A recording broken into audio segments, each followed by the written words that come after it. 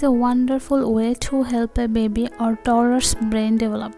Play might be a game, talking or singing to actively engage your children's brain. Maximize love, manage stress. Babies pick up on stress, which means moms and dads have to take care of themselves too. Talk, sing and point. Quote, group and compare. Explore through movement and play. Read and discuss stories. Babies can feel stress. Reading is one of the best ways to promote children's brain development.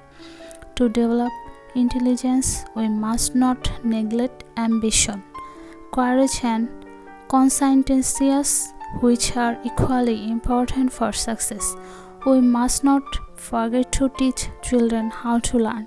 Few people work to their potential or even realize what it is she says.